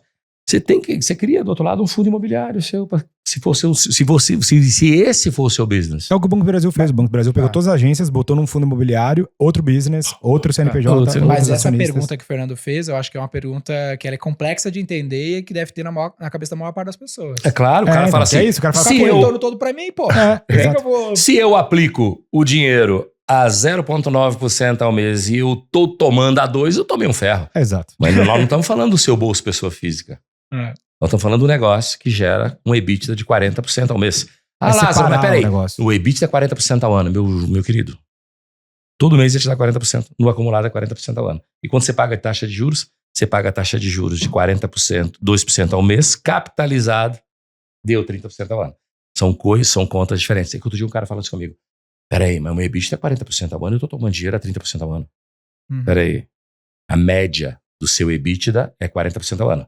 O dinheiro que tu toma é 2% ao mês. Capitalizado, dá 40% ao ano. Se você pegar o dinheiro da geração de caixa de 40% e capitalizar ele também, Sim. ele vai dar muito É. mais do que a média. O que eu entendeu? sempre penso é que, tipo assim, cara, você quer sempre gerar o máximo de dinheiro possível com o menor valor aplicado possível. Exatamente. Se eu pudesse botar R$1 pra gerar 1 milhão, esse é o melhor dos cenários. É exatamente. Ou seja, quanto mais dinheiro eu tiro da empresa, menos valor eu tô empregando, menos dinheiro eu tô tendo que colocar na empresa. E maior é o teu ROIC. E maior é meu ROIC, ou seja, ele se torna um investimento melhor. Então, o objetivo do empresário é sempre gerar o máximo de lucro com o menor valor investido do bolso dele possível. Se ele puder pegar todo o dinheiro emprestado e ainda se remunerar, basicamente ele teve dinheiro infinito, né? Entre aspas, porque ele não tem que colocar Deixa eu nada do tentar bolso fazer dele. outra analogia que eu... E aí, só um ponto sobre isso, que aí o cara fala assim, mas isso vai remunerar o meu tempo? E aí o cara começa a confundir o papel de CEO e o papel de acionista. Porque ele deveria ter um salário para ser o CEO da empresa, que isso remunera o trabalho dele, e se esse salário é uma bosta e ele não gosta, vai fazer outra coisa. E Isso. aí outra coisa é a remuneração do capital dele. No setor de comunicação, você tem que ter o salário do CEO, o salário do expert e o de acionista. É isso aí. Porque é seu tempo que está alocado lá dentro. No caso seu, por exemplo, que eu estou dando exemplo com a empresa de educação. E essa conta, cara, que você está falando, realmente isso é polêmico, porque as pessoas não entendem assim. Sim, Elas sim. entendem como se tudo fosse o CPF. Você tem que tirar, Nós não estamos falando de CPF. é muito contraintuitivo você falar que você tem que tirar o máximo de dinheiro possível da empresa. E, na verdade, a empresa... Porque existe na mitologia do brasileiro o negócio do dono pobre, empresa rica, né? E eu acho que o que vocês estão falando aqui é meio que contra isso, né? É Porque eu claro acho que isso aí é num nível. Pra te alavancar, que é o nosso tema do evento que a gente vai fazer com a turma, pensa assim, vamos ver se esse exemplo encaixa, vocês me corrigem se eu estiver errado, mas pensa que tu vai comprar uma empresa que ela vale 1 bilhão na bolsa. Tá. Tu tem dinheiro pra comprar? Eu não. Agora, se tu conseguisse alocar 10% do teu patrimônio, tá? Vamos dizer que seja o resultado seja 10 milhões de reais. Aham. E tu vai financiar 990 milhões de reais com uma dívida. Perfeito. Ou seja, o capital próprio que tu empregou foi só 10 milhões. 10 milhões, mas tu tem 100% equity Sim. dela. Se ela dobra de tamanho... Não, se ela ficar igual e tu conseguir pagar essa dívida e depois ficar com É, 100% lógico. equity, não foi Não, uma mas é puta porque eu vida. fico pensando... Pensa o retorno sobre o capital Isso. investido que foi só 10 milhões. Mas a lógica do leverage buyout pra mim, por que eu gosto tanto que a gente tava falando de aquisição inorgânica, adquirir empresa e tal? Porque se eu pego e faço o mesmo deal, eu compro uma empresa de 1 milhão de reais e eu coloquei 100 mil e eu dobro o tamanho dessa empresa, eu tenho agora 1 milhão e 100, porque no outro 1 milhão o banco não ganhou, o banco só tem a dívida. Isso é top, mas eu quero simplificar ainda mais. Pensa que tu não dobrou, mas tu quitou a dívida depois de 5 anos. Depois de 5 anos, tu lógico. ficou com o ativo, tu alocou só 10 de um ativo de 1.000 e ele ficou 100% teu. O retorno que você vai ter Sim, mas é porque brutal. a graça da alavancagem é que o seu retorno é sobre o valor total, mas o valor empregado é só o pequenininho, entendeu? E por que eu tô falando isso aí Isso. pra essa resposta da pergunta que tu fez? Porque a ideia é tu não fazer só o mesmo, só trocar dinheiro. Vou trocar, porque já seria legal você trocar por dívida eventualmente, Uhum. mas é que você consiga empregar mais capital do que o seu próprio. Tá, e aí uma outra dúvida que eu tenho pra vocês que é o seguinte, agora vem a polêmica. Pegar dinheiro emprestado pra investimento de longo prazo. Tecnologia, escritório, coisas que você não vai ver o retorno, não é um projeto que vai dar retorno a curto prazo. Então o Denner pegou dívida pra fazer o escritório da V4 lá. Aí eu não sei qual foi o seu racional em cima disso. Ou eu vou pegar dinheiro aqui pra poder contratar 10 devs pra desenvolver um app que um dia eu acho que vai ser top. É que eu acho que são duas coisas diferentes. O retorno de longo prazo é uma coisa, é uma variável que tu tem que avaliar junto com o risco do retorno. Tá. Então, por exemplo, se eu for pegar o podcast que tu fez com o cara que pegou uma dívida para construir um shopping de 500 milhões de reais. Cara, o risco desse investimento é baixo. Pô, eu vou construir um shopping, vou comprar um terreno, levantar parede. Se der errado, então tá lá, o de ativo. longuíssimo prazo, mas, cara, o risco é relativamente baixo. Sim. Que é diferente de eu investir, por exemplo, numa startup. Por que o Nubank levanta equity? Ou, eventualmente, uma empresa estruturada vai levantar equity para alocar numa frente que ela não tem previsibilidade de retorno. Porque aí tá todo mundo sabendo que a chance de ir a zero é relativamente alta e eu não vou ficar devendo para ninguém. Não é um retorno com previsibilidade. No meu caso do escritório, não foi nenhum desses casos. Foi só estrutura de capital. Era melhor eu usar capital de terceiro do que o meu. Eu prefiro distribuir dividendo e botar dívida no meu balanço do que deixar meu dinheiro lá. Mas empregado num capex. Isso só pode acontecer se ele é gerador de caixa. Sim, claro. Se ele Que não é gerador de caixa, ou se a geração de caixa dele é a conta de pagar a empresa, e ele se endivida para botar num capex, não faz sentido. Não faz sentido. Entendeu? Ah, não, mas eu vou botar num capex, mas em um ano tá pago. Por quê? Porque eu gero caixa suficiente. Só que eu não quero pagar do meu bolso. Ele poderia pagar do bolso, cobrar os juros e a empresa pagar ele. Se ele fosse meio judeu. se ele fosse uma conta assim, ele poderia. O cara fala assim, porra, o banco tá 1,8, eu vou botar o dinheiro aqui e a empresa paga pra mim 1,8. Em forma de dividendo. Poderia. Mas ele falou, porra, deixa quietinho aqui, vai. Sim. Eu não tenho... Pra que eu vou fazer esse exercício financeiro? Sim. Pra que eu vou fazer isso tudo se não precisa? Tem uma empresa especializada disso que chama banco. Você não precisa. Tá, eu tenho uma curiosidade aqui então. Você tem uma mega dívida de imóveis, você adora financiar imóveis. Não, tem não, pô. Ah, você já quitou agora, né? Já. Mas você adora fazer dívida de imóveis, que você falou que era uma boa dívida, né? Você já fez financiamento imobiliário? Eu fiz uma dívida de imóvel porque o custo era muito baixo, era 7% ao ano. Aí eu falei, cara, 7% ao ano eu vou tentar fazer 100% na dívida. Aí então, mas você é a favor de financiar imóvel? De financiar imóvel? Só de curiosidade. Se for 7% ao ano, se meu dinheiro parado rende 15, 20. Essa é a conta matemática. Eu vou pagar no meu próprio bolso, pô. Agora, porque hoje 90% dos gurus financeiros falam que você não deveria financiar imóvel, né? Não deveria. Não, nesses juros talvez não. Nesses juros não. Deixa eu contar um negócio pra você. Por exemplo, quando eu era Durango lá, garotão, que idade você tem? Eu tenho 34.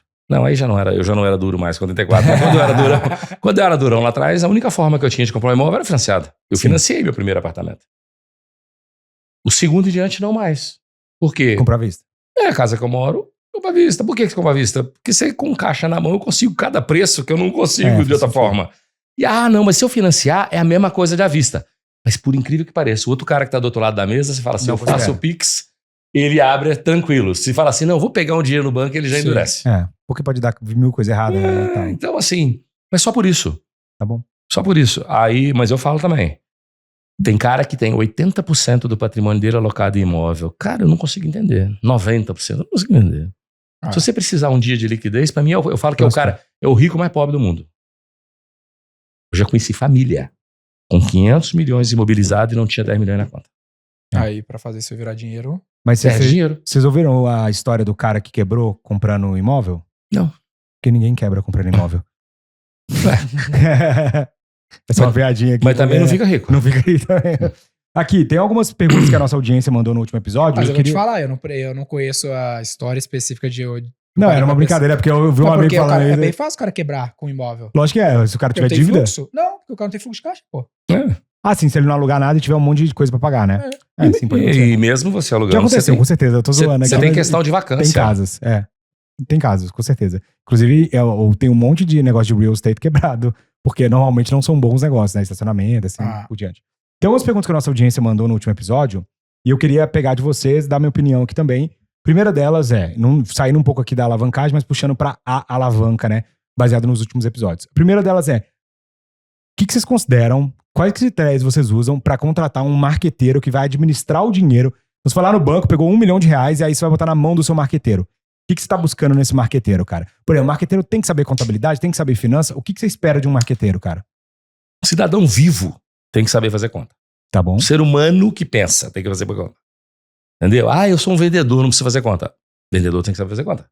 E eu sou bem sincero, vou dar uns marqueteiros que me perdoem.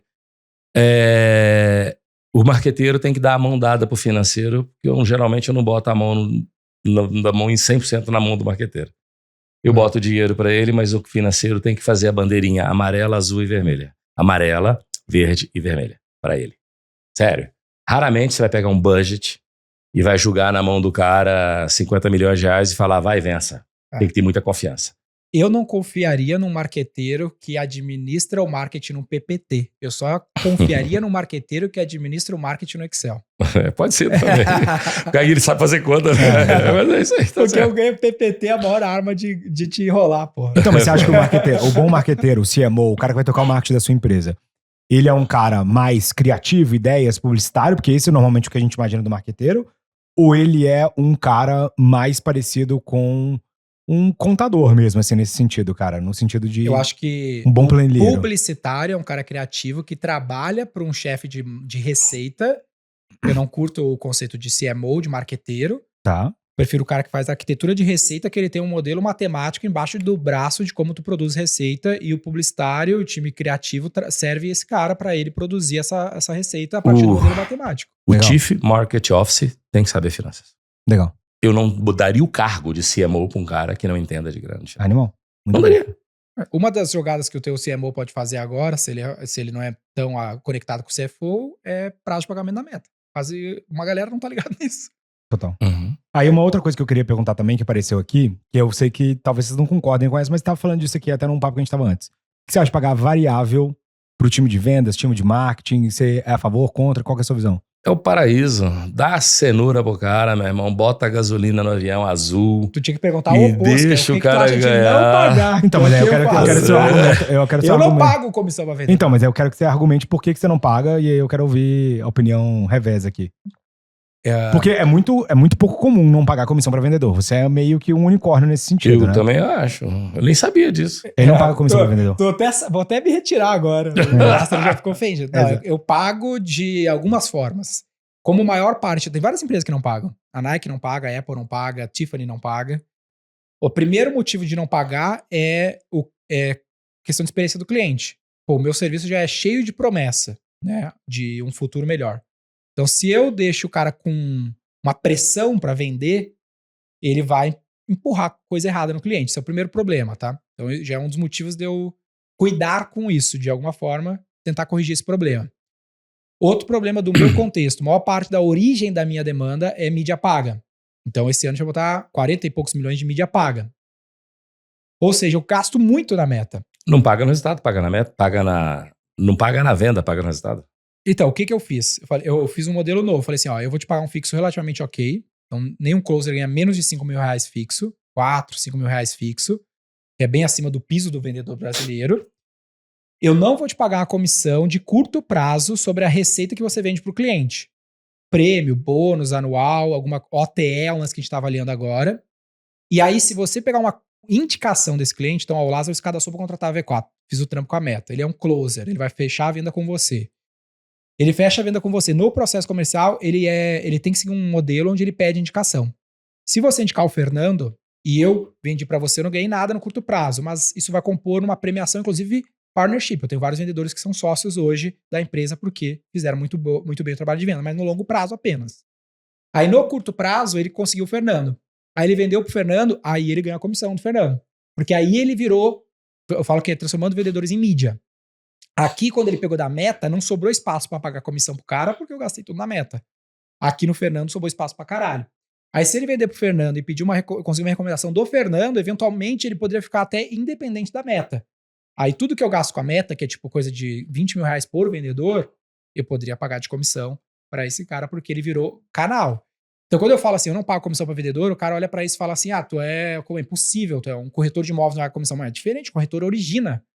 O meu cara não origina venda nenhuma no inbound. Ele é mais passivo. Ele é super passivo nesse canal. Agora, ele pode transformar isso numa venda ativa. Você tá falando o seguinte, eu pago comissão se o cara for ativo. Se o cara for passivo, eu pago um fixo pra ele. Um fixo, talvez um OTE, uma premiação anual, com cap. O que você chama de OTE? OTE é uma metodologia que ele tem um target, é on target earnings. Então, ele tipo assim, ele ganha 5 mil, mas se ele bater a cota, ele ganha 10. Mas tem o cap. Ele dobra o salário. Não, você tá tendo uma meta, você tá tendo um bônus por atingimento de meta. Isso. É literalmente, Isso, é literalmente exatamente essa tradução. Um bônus por Não é atingimento uma de meta. comissão, porque a comissão também forçaria ele a vender tickets aleatórios. O que pro eu cliente acho? errado. Dando vieses para o seu conceito. Eu tenho um amigo que tinha um negócio de harmonização facial. E ele pagava comissão pro cara que vendia lá dentro. E o cara fazia promessa, meu amigo, tu chegou aqui... Vai sair lindo. Vai sair lindo. O cara é feio, pô. Feio não fica lindo. Feio não fica lindo. Aí ele, não, eu te pago de acordo com a entrega. Depois que você entrega, cliente satisfeito, você recebe. Você vende, era dentista. Você vende, faz a monetização facial, tu vende, tu entrega, cliente satisfeito. NPS, comissão. Não tem NPS, cliente infeliz, não tem comissão até ficar satisfeito, até porque dá muito processo hoje em dia. Quem vendia era o dentista. 90% quem vende cara.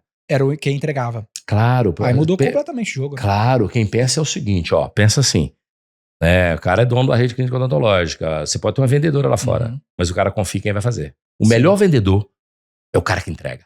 Na consultoria, o melhor vendedor é o consultor. Sim. Entendeu? Então, você vai falar pro cara, tu vai fazer, vou te dar uma comissão braba, mas na felicidade do cliente. É que pra mim, assim, a remuneração variável é inegociável. Lá a gente tenta ter um mínimo de remuneração fixa, o máximo de remuneração variável. Se a gente gosta de sócio, partnership.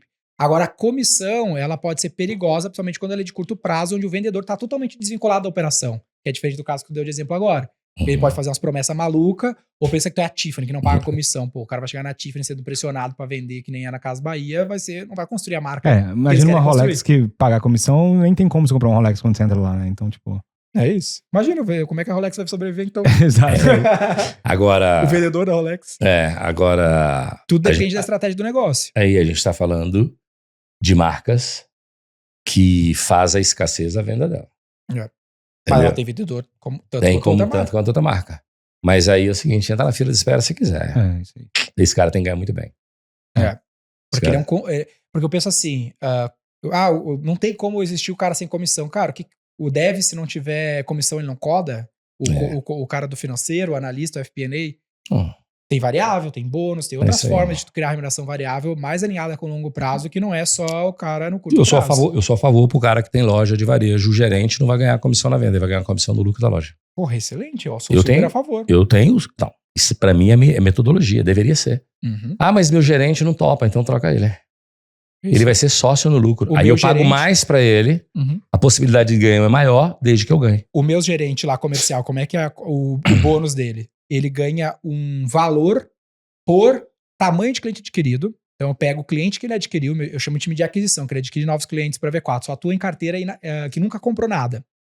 Então se ele trouxer um cliente pequeno, ele ganha R$1.000. Se ele trocar um cliente médio, ele ganha 2.000, um cliente ganha R$3.000 por cliente. Soma no bônus dele. Aí vai somando todas as vendas do ano. Aí vamos dizer que somou lá R$1 milhão. A soma desse compound. Quanto mais clientes grandes ele trouxer, melhor, que é mais difícil, mas é um cliente que tem mais LTV dentro de casa. Aí eu pego esse 1 milhão e desconto tudo que ele gastou de mídia. Então se ele gastou 1 milhão e 100 de mídia, ele ganha nada de bônus. Se ele gastou 100 mil de mídia, ele ganha 900 pau de bônus. Então é uma avaliação do desempenho dos unit economics do trabalho dele de aquisição para a longevidade do negócio. Quanto maior o cliente, melhor. Quanto menos mídia tu gastar, melhor. Num período de apuração anual, não mensal. Eu falo que quando você pega o líder absoluto daquela operação, no caso de uma loja, o líder absoluto da operação é o gerente da loja, né? Sim. E você paga ele na lucratividade, você fez nada mais, nada menos que tornou ele sócio. Ele tem um phantom share ali. Exatamente, o nome é um phantom share. Cara, e se tu ainda traz um stock option, puta, é lindo. Com 4 anos de vesta, e o cara vai ter que trava o cara a longo prazo. 4 anos que eu tenho que segurar esse resultado pra valer a pena. Lindo, velho. Mas aí vai valer muito a pena. Aí o cara se mata, né? Você sabe que... Só esse operador que a gente tava falando, do Coco Bambu. Exatamente. O cara... Baltback. O cara Coco Bambu, ele faz assim, ele transfere um player de uma loja lá pra outro estado pra ele ter 10%. Esses 10% é via dívida que o próprio Coco Bambu dá pro cara pagar com os dividendos dele, ou seja, ele tem que gerar dividendo pra pagar a dívida. E o cara vai dar vida pra operar aquele negócio. Total. Eu tenho uma experiência de um case de um cara que ele fez essa metodologia de tirar cada gerente de loja, deixar de ganhar na comissão e ganhar no lucro da loja. Ele falou que era um barato que, de repente, do nada, o gerente da loja estava fazendo curso de vitrinista, porque ele não queria vitrinista mais. Eu não quero pagar vitrinista, eu vou fazer minha vitrine. Então ele faz curso de vitrinista. Se bobear, o cara economizava até no papel higiênico, botava a placa, só pode usar um lado ou só usar uma face, ar-condicionado, bobeou, o cara dizia que você tem que tomar até cuidado. Cara, Entendeu? Por quê? Porque o cara começa a incentivos se são sentir... muito poderosos. né, Claro, cara? o incentivo é poderoso. Se o cara tem uma loja grande que pode dar um recurso interessante que muda a vida dele, ele literalmente vira dono. e administração de pessoas é alinhamento de recursos, né? Sempre. E tem um outro caso que não foi falado aqui ainda, que é o Fernando só tá aqui porque ele fez uma dívida para comprar uma empresa. E eu acho que tem que contar essa história, mas antes Vou dele contar. contar essa história, tem que lembrar da alavanca online, hein? Eu ia fazer só pra avisar, corta isso aqui, eu ia fazer no começo do episódio, né? Mas vamos fazer de novo? Faz de novo. Então Pô, vai lá, Mr. faz Beast, o como pitch é que ele aí. faz o pitch, cara? Ele faz no verdade. meio do conteúdo. É verdade. Galera, a gente vai estar ao vivo, ó. Esse período do ano, hoje é um dia que essa semana eu tô empolgado, porque amanhã é dia de orçamento base zero, então, pô, eu quero pegar o estado do ano. Sexta-feira tem projetar, conselho. Sexta-feira tem conselho, fim de semana tem offsite, planejamento estratégico pra gente botar 2025, 26, pegar 2025 em perspectiva e botar 2026 em perspectiva nesse finalzinho de ano. Então, para ajudar você nessa fase de final de ano a fazer seu planejamento estratégico, a gente pegou a Alavanca, que é o evento que a gente fez em Campinas juntos esse ano. A gente reuniu 2.000 empresários, empreendedores e empresárias e a gente vai fazer uma versão online que você vai ganhar, já ganhou, de estar aqui com a gente, Bota o QR Code na tela. R$1.000 que você ganhou, que você não vai precisar pagar para participar da versão online da Alavanca que a gente vai fazer agora no final do mês de novembro, né, Fernando? É isso aí. E além disso, olha só, uma das coisas principais que a gente aprendeu aqui na V4 é ter bons conselheiros. A gente paga literais milhões de reais para ter bons conselheiros aqui na V4. E, cara, na multidão de conselheiros tá a sabedoria. Então, se você quer a nossa opinião sobre como você pode usar alavancas para crescer o seu negócio em 2026 e fazer de 2026 o melhor ano da história da sua empresa, você pode ter eu, o Denner e o Lázaro te explicando, falando um pouco sobre esses assuntos. Gestão, tecnologia, marketing, para você... Dívida, para você ter aí o melhor ano da história da sua empresa. E dessa vez é de graça. Talvez você não pudesse vir para Campinas para a última alavanca. Dessa vez todo mundo pode participar. Quem sabe a gente ainda não consegue encontrar outras maneiras de a gente colaborar em 2026. Vamos preparar um material, um framework para você preencher ao vivo com a gente, conforme a gente conduz a conversa na Alavanca Online. Data aqui na tela, horário, QR Code, cadastra, prepara com o seu time para estar ao vivo com a gente. É isso aí. E ainda, planejamento estratégico já passou da hora de fazer, né? Oxi, passou da hora. Geralmente as empresas muito grandes, elas começam ali no comecinho de outubro. Você tem 3 meses para poder fazer países, compilar para o mundo e tal. Às vezes até antes. Mas convenhamos, você não pode deixar pra fazer em janeiro. Não. Tem que deixar Janeiro, abril. janeiro. Sabe o que acontece? O que acontece muitas vezes, o cara chega pra mim e fala assim, cara, tô fazendo aqui a parada, eu tô meio confuso, acho que tô precisando de um planejamento estratégico. E é abril. O cara começou o ano e aí tudo que ele achou que ia acontecer não aconteceu e aí já tá meio tarde, né? Pensa assim, seu negócio tá dando certo, sem planejar, planejando a chance é maior. Animal. E aí, para não ficar só palestrinha, acho que a gente consegue preparar um material, como eu falei para vocês, e a gente construir isso juntos. Pra graça de ser ao vivo nesse momento aí. Então, cadastra, leva teu time, reúne lá a galera e a gente constrói isso juntos. Só clicar no link que tá aqui na descrição ou você lê o QR Code que tá aí na tela. E agora, como que tu comprou uma empresa, Fernando? Peraí, antes eu quero fazer uma pergunta só da audiência, eu vou deixar isso por último, que é como comprar empresa com dívida. Vou contar como é que a gente comprou empresa com dívida. Essa é uma das perguntas que eu acho que vai dar um bom outro corte. tipo de dívida diferente das que a gente falou agora. Eu acho que vai te dar um bom corte. Qual que é o melhor conselho que o Silvio Santos te deu? Cara, ele deu vários, mas o principal deles é respeitar as pessoas. E Olha que só. o dinheiro troca de mão. Ninguém é tão rico que não possa ficar pobre, tão pobre que pode ficar rico. Respeite as pessoas. Esse era um. Entendeu? Normal. Eu tenho outra Não. pergunta sobre isso pra te fazer. Então, como é que tu tem paciência com as pessoas, velho? Cara, Não tem hora que tu fica maluco? você, uma coisa é respeitar, outra coisa é ter paciência. Eu posso ser impaciente e respeitoso. Eu posso ser impaciente, mas respeitoso. Irmão, não tenho tempo pra isso, tô indo embora. Meu amigo, para os ignorantes e os estúpidos, a maior resposta é o seu silêncio. Para pra pensar nisso.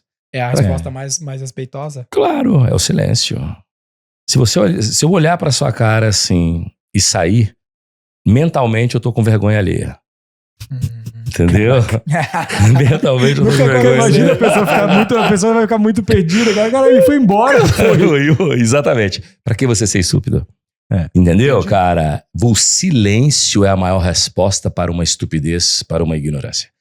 Entendeu? E vaza. Seu tempo é caro, sua energia é cara. A partir do momento que você começa a perder o tom de voz, Animal. você tá sem paciência, silêncio e vira e vai embora. Sabe por quê? Se você começa a aumentar o tom de voz, se você falta o respeito com as pessoas, Eu vejo dentro das empresas grandes que foram roubadas, o cara justifica o crime na sua ignorância. Ele justifica o crime na sua falta de educação. E usa. Bem, não, aquele cara era escroto, era isso, era aquilo outro. Ele usa como bengala uma atitude impensada sua para justificar o roubo da empresa, a má-fé, a comissão. Lei da vida, isso é 100%, tá? Você vai pressionar o cara, mas por que tu fez isso? Ah, eu sou bandido. Não. Aquele cara... Só tá dando troco, na verdade. Cara, né? ele nunca fala assim, roubei a empresa porque eu sou ladrão. Não, entendeu? Esse cara nunca me deu bom dia. Olha. O cara usa, entendeu? Como bengala. E é 100% dos casos, então pra quê? Meu amigo, para os ignorantes, para os estúpidos, silêncio.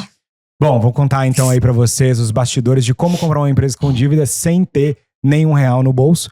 Basicamente é o seguinte, existem várias formas, a gente começou a estudar essas pessoas que compravam empresas, né? E o que a gente percebeu? A pessoa mais rica de cada continente é um comprador de empresa, não um fundador de empresa. Talvez você não saiba, mas o Elon Musk não é o fundador da Tesla. Não é o fundador da Tesla. Jorge Paulo Lemann não fundou a Brahma, Bernard Arnault não fundou a Dior. Então esses caras compraram empresas e operaram essas empresas melhor. E aí teve um momento na nossa história em que eu queria me tornar um empresário. E eu pensei em fundar uma empresa.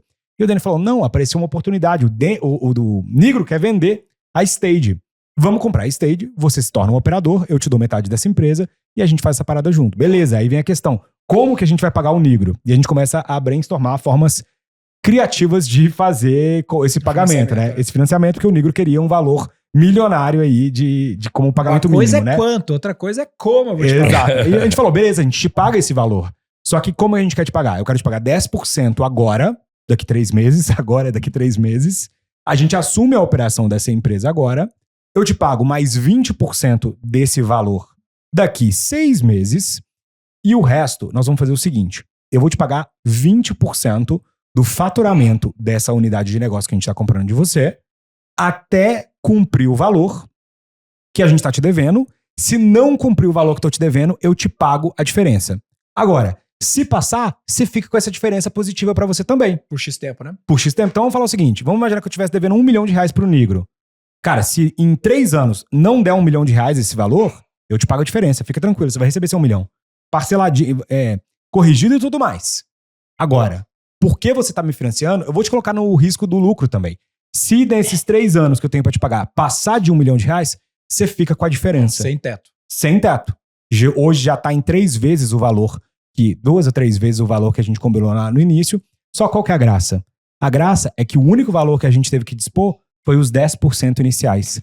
Por quê? Porque a partir do momento que a gente começou a operar um negócio, o negócio se tornou tão lucrativo que ele consegue pagar o meu salário, consegue pagar dividendos e consegue pagar o Nigro, que é o nosso financiador, e ainda sobra 30% de margem dentro desse negócio. Então, no final das contas, como a gente tinha muita confiança que a gente conseguia operar um negócio de educação, a gente teve coragem de fazer essa dívida. Isso tornou uma marca registrada nossa, né? A gente já fez essa proposta várias vezes aí para outros grupos, alguns já aceitaram, inclusive. Fazer o seguinte, cara, faz o seguinte, te dou uma entrada agora, pra você ficar tranquilo, e eu vou te pagar o que você quer. Eu te pago o que você quer. Quanto você quer? Você quer 50 milhões? Eu te pago os 50 milhões. Só que eu vou te pagar no tempo. Então uma coisa é quanto eu vou te pagar, outra forma é como e eu remunero o seu capital. E eu remunero o seu capital, fica tranquilo. É como se o dinheiro tivesse aplicado no banco. Entendeu? Porque eu vou te dar a Selic. A única recomendação que eu dou pra quem quer fazer essa transação, faça uma DUI no comprador. Ah, é verdade. Porque se você comprar uma porcaria, a gente quase comprou uma grande você porcaria. Faz uma DUI no comprado e no comprador. O cara que tá te sim, vendendo... Sim. Lógico. Eu estou vendendo para o Fernando, eu tenho que fazer uma DUI no Fernando. Sim. Ele só topou esse deal porque era com a gente. Você tem que conhecer as pessoas, porque às vezes o cara aí fala assim, vou vender. Puta, cara, vou pegar aqui agora 20% e vou parcelar o resto aqui em 4 anos, depois você não recebe. Porque quem tá vendendo basicamente ele nos fez um empréstimo. Exatamente. Ele fez um empréstimo pra gente. É como se fosse um banco. Por isso que eu faço a DUI de quem que eu tô comprando para ver se não tem liability. E a DUI no meu comprador, ela tem 2 viés. Ele é capaz de me pagar. Questão número 1. Ele vai me contaminar? Total, Porque se eu tenho um sócio com muito liability, ele pode me contaminar. Sim. O bom é que ele não virou sócio, ele ganha royalty só. No caso dele é melhor ainda, ele nem tá... Melhor ainda. Ele não tá... Você comprou 100% da operação. Eu comprei 100% da operação. Ele literalmente foi um banco. Ele foi um banco. E aí agora a gente paga royalties. Foi literalmente E aí tem todo um conceito, quem quiser se aprofundar... Nesse caso, realmente, aí ele fica... Exato. Quem quiser se aprofundar nesse assunto, tem toda uma tem toda uma linha de pensamento americana agora que chama boring business. O que jovens americanos estão fazendo? O cara tá ali com 25 anos, ele não tem uma faculdade, ele chega pro dono da lavanderia do bairro dele e fala assim, cara, eu sei que você quer aposentar e você não tem herdeiros. Vamos fazer o seguinte, eu assumo essa bucha na sua mão e eu te pago o valor que você quer ao longo de 5 anos e eu vou te pagar com o próprio valor aqui da empresa. O cara tá querendo aposentar, pra ele é 5 anos de salário e eu comecei a ver essa tendência agora no Brasil. Minha mãe vendeu a empresa dela, que era uma corretora de seguros, para um grupo de empresários que tá comprando várias corretoras de seguro de velhos que querem aposentar e vai pagando com o próprio valor da corretora. E aí eles vão ficando com as empresas meio que de graça, sendo financiado pela pessoa que já não quer mais topar aquilo ali. Não quer trabalhar E também mais, não tem valuation claro. É entendeu? isso mesmo. A única Então- recomendação que eu faço é o seguinte: você não entende nada de mecânica, não vai chegar na oficina do seu bairro, querer exato, comprar ela. Eu acho que essa Deixa não é uma boa eu pagar. ideia. Mas talvez se você tem uma empresa entende, hoje, porra, talvez seus concorrentes, quem que são seus concorrentes que estão velho, aposentado, querendo aposentar, não Exato. tem um herdeiro que você Excelente. pode ir lá e assumir o business do cara e pagar ele com o próprio Cara, é o valor que tu dele. tá fazendo em alguns negócios? cara, tem muita gente assim, sabia? Tem muita. O cara é não mais tem comum que sucessor imagina. e às vezes não é porque ele não tem filho, é que o sucessor virou médico. É isso. Virou É o caso da dentista. minha mãe. Eu não quero ser empresa Virou, dela. exatamente, Ele tem virou o outra herdeiro, coisa. Mas não tem sucessor, né? É, exatamente. Então, o que é melhor? Se for em caso de morte, deixa pro herdeiro o dinheiro, então você tá vendendo, pra você também, É e isso. já tá a fim de E descansar. aí é uma boa oportunidade de você comprar empresas com Pro- dívida sendo pro- financiada. Pro herdeiro é ótimo, porque se ele vai ganhar X, 3, 4 anos da geração de caixa daquele negócio, na mão dele, se ele é só um herdeiro, ia virar um. Isso ele não aí sabe chama- operar. Management buyout. Você gere a empresa e vai pagando o cara com a própria gestão da empresa. E tem um outro que chama seller financing, que você pega o valor para pagar a dívida da própria empresa. É isso aí. Fechou? Nos vemos na Fechado. alavanca, é isso? É isso. E te vejo na alavanca. Não esquece que dessa vez, pela primeira vez, Black Friday vai ser gratuita a alavanca online. Clica aqui e garante o seu ingresso. Os primeiros 1.000 ingressos vão ser de graça, só deixando claro. É só os primeiros 1.000 ingressos que vão ser de graça. E o resto, aí a gente vai começar a cobrar uma taxinha. O meu ingresso de graça do online. Do online. Isso. É, porque vai ter alavanca presencial Não, vai também ter ano alavanca que vem. presencial, isso aí. Exato. Fechado? Quer deixar uma mensagem final aí? Quem não deve, não tem? Quem não deve, não tem. Podia ser o Isso nome do com- episódio. Quem não deve, não tem. aprendi com um Exatamente. mentor meu, essa. Quem não deve, não tem. E Ó, quando eu olho pra esse deal do Fernando, sabe o que eu penso? Cara, putz, a gente devia ter comprado uma empresa 100 vezes maior. É o que Porque daria o mesmo trabalho, o Brad Jacobs fala só que a gente exatamente teria isso. 100 vezes mais dinheiro. Então, O cara vou dizer que o mais seguinte. criou empresas bilionárias da história do mundo. Ele criou 8 empresas que fizeram IPO de bilhão. Ele tem 29 bilhões de patrimônio, chama Brad Jacobs. Tudo que ele faz é comprar um monte de empresinha, juntar tudo e fazer IPO. Esse é o business dele. A única coisa que ele fala assim, M&A é maravilhoso, dívida é maravilhoso. Mas pega um negócio grande, porque grande e pequeno dá o mesmo trabalho. É verdade, velho. total, por que a maioria da Faria Lima inteira não investe em empresas que faturam menos de 100 milhões? Por isso. Dá Puta muito trampo do é. cara. Exatamente. Para que eu vou comprar uma empresinha que É fatura 80, sendo que eu posso comprar com o mesmo recurso intelectual? Esses Uma dias empresa eu de tentei 600. comprar uma empresa de R$1 bilhão. Eu olhei na bolsa, a empresa tinha perdido valor pra caralho, chegou a valer 10 bi. E eu liguei pra turma do BTG e falei, cara, por que a gente não compra essa empresa porque tá muito barato? Empresta aí 1 bilhão que eu tenho uma ideia. Falei, pô, tu me empresta esse dinheiro, a empresa já funciona, já gera caixa, tem capital aberto, os caras gerem mal, se a gente fizer isso aqui vai Me dar... encontra no BTG, traz 1 bilhão, um macaco e... Mas aí eu não ia conseguir, os caras não iam topar vender, não ia dar. Bom. Eu tenho, às vezes, o capital intelectual é o fundo disso. Eu tenho hoje lá uma empresa geradora de caixa, com resultado muito bom, já entrou em RJ, saiu de RJ, é um ativo incrível. Mas ela é muito boa pro cara que quer comprar, sentar lá. Uhum, Não é pro cara comprar e ser um investidor e largar. uhum. Uhum. Então ela tem que sentar lá. Entendeu? Mas ela tem condição de gerar. Hoje ela tem, sei lá, 20% de EBITDA. Entendeu? Gera caixa. Mas. E o cara cansou. O cara O não quer mais. operador quer sair. É isso aí. Entendeu? Que é Mas, normal mas o também. cara que quer comprar, por exemplo, fundo fala, porra, velho, mas esse Tem que tipo de gerir máquina extremo, eu né? tenho que gerir. Hum. Eu não quero, mas ela é perfeita para um sócio investidor estratégico que Alguém quer ganhar querendo, dinheiro. tá com fome.